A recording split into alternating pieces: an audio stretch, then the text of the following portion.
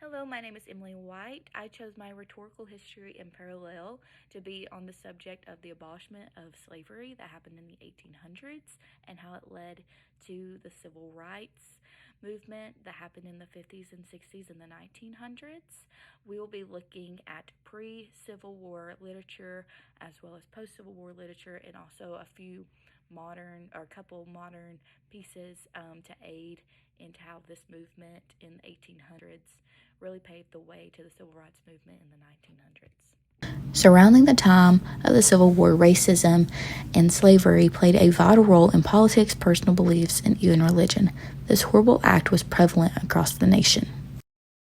The time before the Civil War, there were presidents such as Andrew Jackson and Franklin Pierce who were very pro-slavery, so the thought of freeing the slaves was not even up for discussion right now. Jackson had his ties with racial acts against the Native Americans, while Pierce literally said that the abolishment of slavery was a threat to the unity of the nation. So take that for what it is. And although whenever Lincoln went into office and we went to war in the name of abolishing slavery, slavery was still prevalent, it was still happening, and there were still so many people who were against doing away with slavery. Pre-Civil War and during the Civil War, slaves, African Americans in general, still had to deal with racism on a level of being torn from their families, being sold off, being lynched, all because of the color of their skin and just ownership of them in general. It was through resources such as the Underground Railroad where a slave from the South was able to escape to the North to obtain their freedom.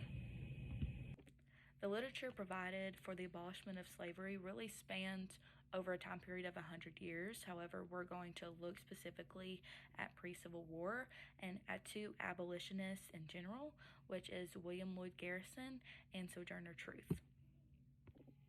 In 1854, Garrison delivered a speech, No Compromise with the Evils of Slavery. This was words from a white man, which is not something that I feel like we really hear much from whenever it comes to the abolishment of slavery and its movement. Not me personally, but he calls out the evils of slavery and the hypocrisy that happens, especially being a Christian nation, and how it's so wrong to have slaves. And it's just common sense. He really just pinpoints common sense, and he uses religious as well as humanitarian rhetorical devices just to grasp his audience attention and understand what the abolishment of slavery means. We also look at Sojourner Truth during Ain't I a Woman. She has more of a feminine rhetoric to her work. She really grasps the attention of both black and white females because she uses rhetorical devices as womanhood and what it means to be a woman and the intersectionalities of being an African American woman during that time. She uses this just to basically bring progression into abolishing slavery and bringing awareness to the horrors of the mistreatment of blacks. Going into post-Civil War literature, we see that although slaves are free, African Americans are still enduring racism. In the article provided by Martha Watson in our reading, she writes from the perspectives of Thomas Nelson and Mary Terrell. In accordance to lynching African Americans in 1901. This piece goes to reveal how even after the Civil War, thousands of African Americans were lynched due to racism.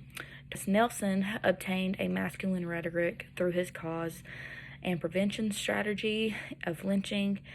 Terrell exhibited a more feminine rhetoric while appealing emotionally to the intersectionality of African American women and what they endure every day. Another rhetorical piece from class that's post-Civil War was done nearly 100 years after the Civil War, and that was the I Have a Dream speech by Martin Luther King.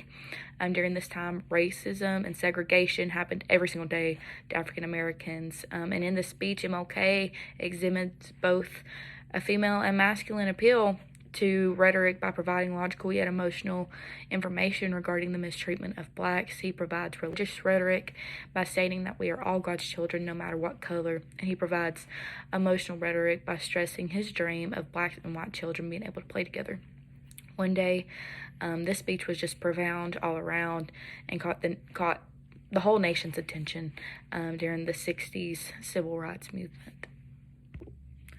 Looking at the nation today, I can definitely say that there is racism still going on in the country.